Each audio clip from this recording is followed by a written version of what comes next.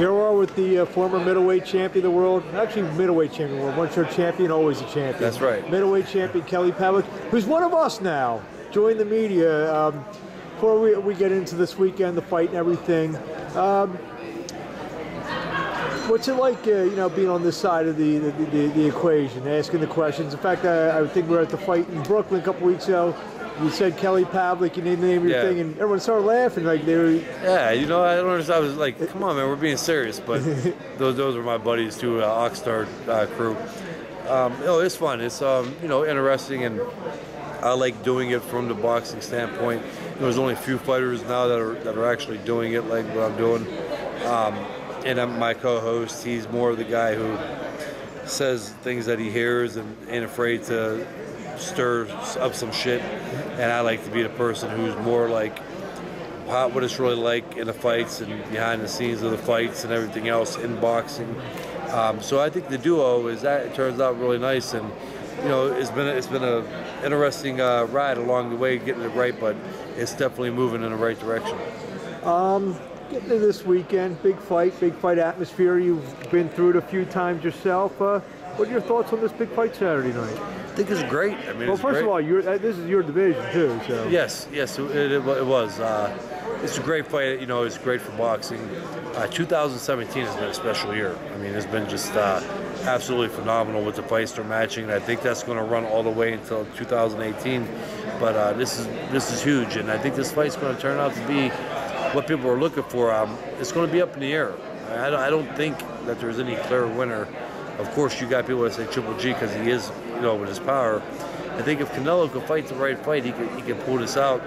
I just seen the last two fights with Triple G. I don't know if Father Time really caught up. Everybody's different. He's not a spring chicken in the sport, but it'd be interesting to see.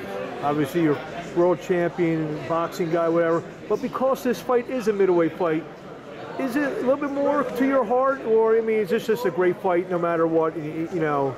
It's a little closer to me, because of the middleweight, but also, like I mentioned earlier, it's great for the sport. Boxing has just been huge this year, and I think it's going to stay that way. But obviously the middleweight, I look up there and it hits the heart a little different than seeing, bantamweight, welterweight, heavyweight. Mm-hmm. So. You ever wake up and say, you know what, I want to get back, or do you miss it, or?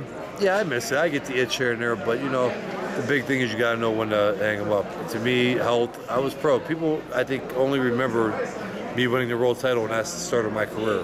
I turned pro in 2000. I was pro over 12 years. There was no real big fights out there for me. I had the Andre Ward. He got hurt. He backed out. To me, being able to enjoy the rest of my life and my accomplishments is more worth it than not being able to be healthy at all. Yeah, once in a while, it's a rainy day in Youngstown, you pop in that Jermaine Taylor fight?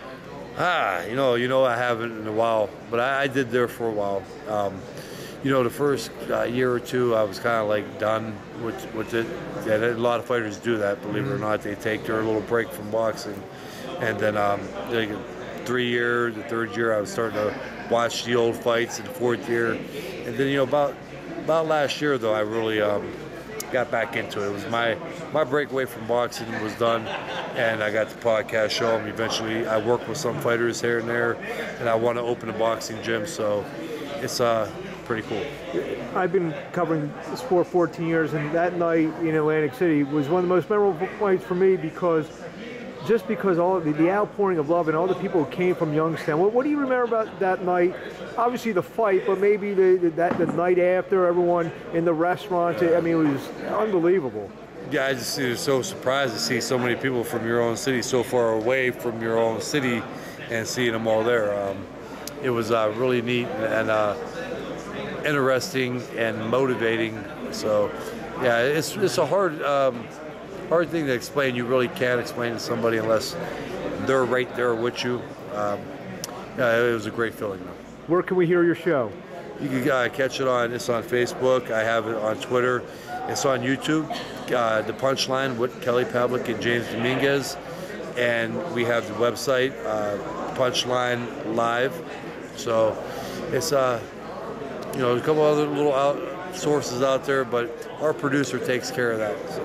Well, it was great catching up with you. Like I said, night you won the title in Atlantic City. It was an incredible night, and you thrilled the fans for many years. And it's good to see you here at the fight. See you around, and we'll catch up with you soon. Oh, I appreciate it. Thanks for having me on.